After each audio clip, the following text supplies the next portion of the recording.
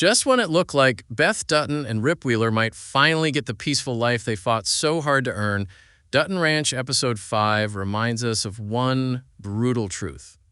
Peace never lasts long in the Dutton universe. After surviving the destruction of Yellowstone, leaving Montana behind, and starting over in Texas, Beth and Rip thought they were building something new. But now, with their entire herd wiped out by the devastating hoof-and-mouth disease outbreak, everything they have worked for is hanging by a thread. And as this episode makes painfully clear, losing the cattle may not be their biggest problem anymore. Because by the end of Episode 5, Beth and Rip have unknowingly placed themselves directly inside the Jackson family's world, a world filled with secrets, blackmail, murder, and hidden agendas. The title says it all: peace will have to wait.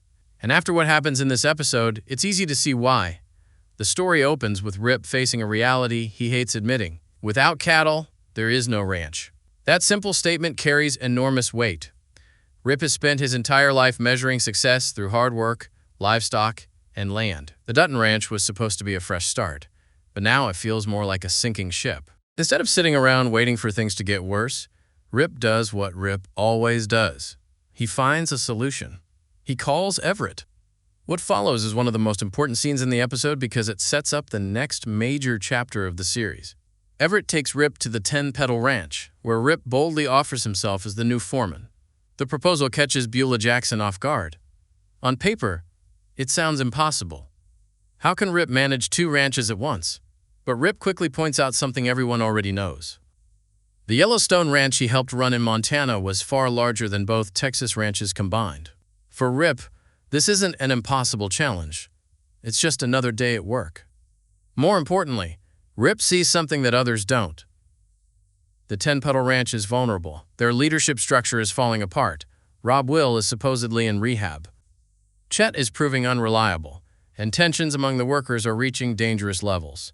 Rip recognizes chaos when he sees it, and chaos always creates opportunities. Beulah agrees to give him the job, but neither of them fully understands what this decision will unleash. Because Rip isn't walking into a normal ranching operation. He's walking into the aftermath of a murder. The next morning immediately proves why Rip was the right choice. Walking into the bunkhouse, he finds a crew lacking discipline, direction, and respect. The old Rip Wheeler returns instantly. The same Rip who once controlled the Yellowstone bunkhouse with a single look. The same Rip who could silence a room without raising his voice. Within minutes, everyone understands the rules have changed. But one man refuses to accept it: Chet. Chet's resentment practically jumps off the screen. He's angry, defensive, and increasingly reckless. More importantly, he knows too much. Throughout the episode, several conversations hint that Chet possesses dangerous information regarding Wes's disappearance. This isn't just workplace drama anymore, it's leverage. And leverage is one of the most powerful currencies in the Yellowstone universe. Eventually, Rip hears enough pieces of the story to start connecting the dots. The missing Wes. The strange behavior from ranch workers.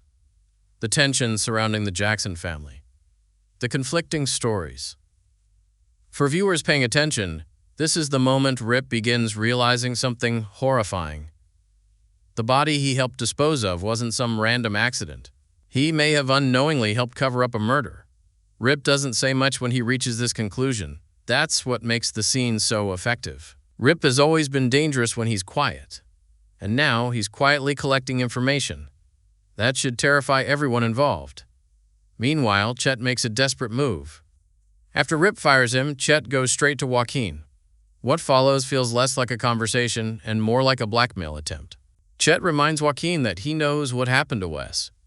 He knows who was involved. And perhaps most importantly, he knows something suspicious involving the cattle. That brief comment about y'all's cattle may end up being one of the biggest clues in the entire season. Many viewers already suspect the Jacksons had some role in the disease outbreak that destroyed the Dutton herd. The show hasn't confirmed it yet. But Episode 5 adds more fuel to that theory. Why mention the cattle at all if they aren't connected? Why tie the blackmail directly to both Wes and livestock? The writers clearly want audiences asking those questions. Joaquin's response is equally revealing. Instead of denying anything, he threatens Chet. That tells us everything. Innocent people usually defend themselves. Guilty people often try to silence problems. And Joaquin seems much more interested in making Chet disappear than proving him wrong. The situation becomes even worse when Rob Will suddenly reappears. Apparently, rehab didn't last very long. His return is easy to overlook, but it could become one of the season's biggest turning points. Because every secret eventually becomes harder to hide when more people know the truth.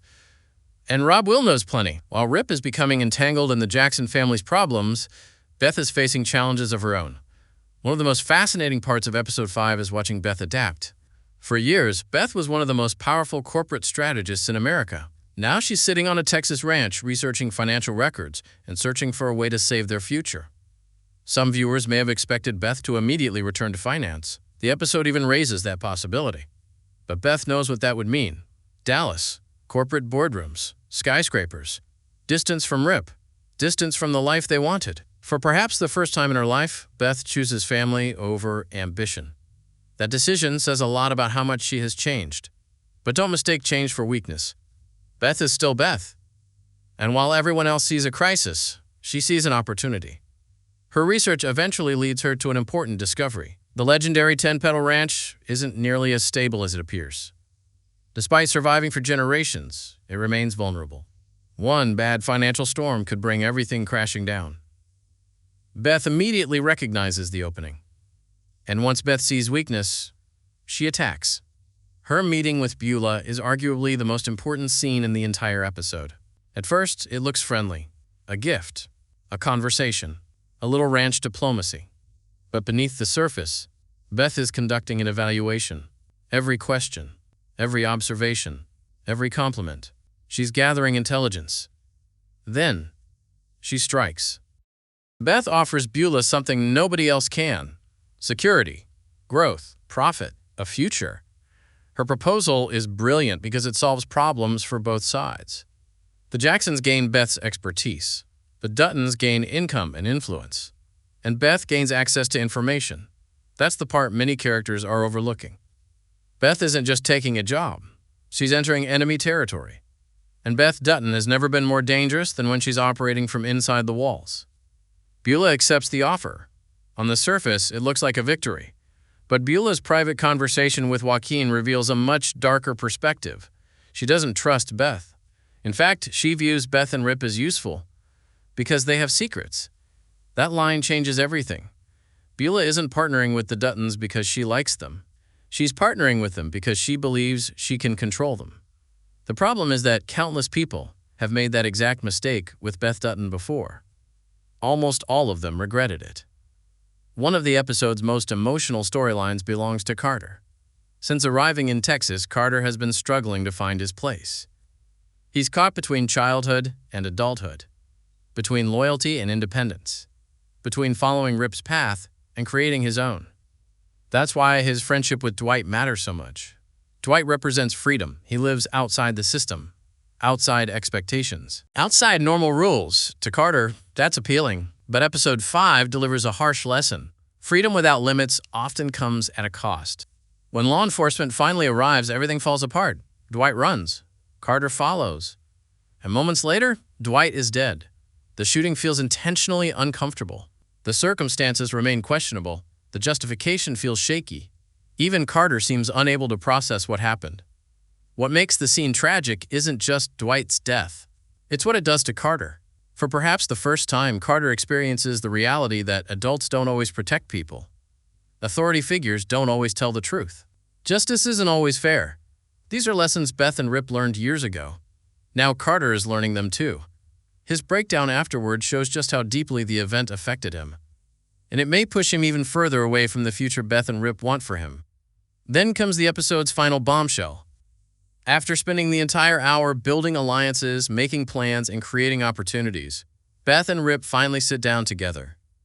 And Rip tells her the truth.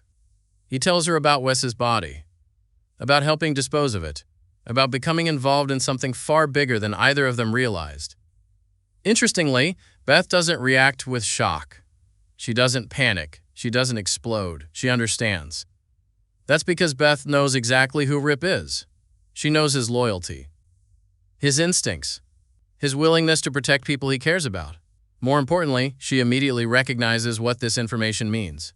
Their new employers are hiding something serious, and now Beth has a reason to dig deeper. The episode ends with Beth and Rip standing at a crossroads. They came to Texas looking for peace. Instead, they found another war. Only this time, they aren't fighting from a position of strength. They've stepped directly into the Jackson family's world. A world where murder cover-ups, financial instability, cattle conspiracies, and buried secrets are all connected.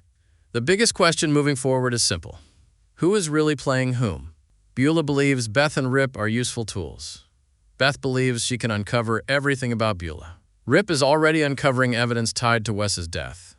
And Joaquin is desperately trying to keep the truth hidden. Those goals cannot coexist forever. Eventually, somebody's secrets will come to light. When they do, the partnership between the Duttons and the Jacksons will almost certainly explode. And if Episode 5 proved anything, it's that Beth and Rip aren't building a peaceful retirement in Texas, they're building leverage. The kind of leverage that starts wars. And when Beth Dutton finally learns the full truth about the Jackson family, Texas may discover exactly why the Yellowstone Duttons were feared for generations. Peace didn't arrive in Episode 5, it got postponed. And judging by the way this story is unfolding, peace may be waiting a very long time.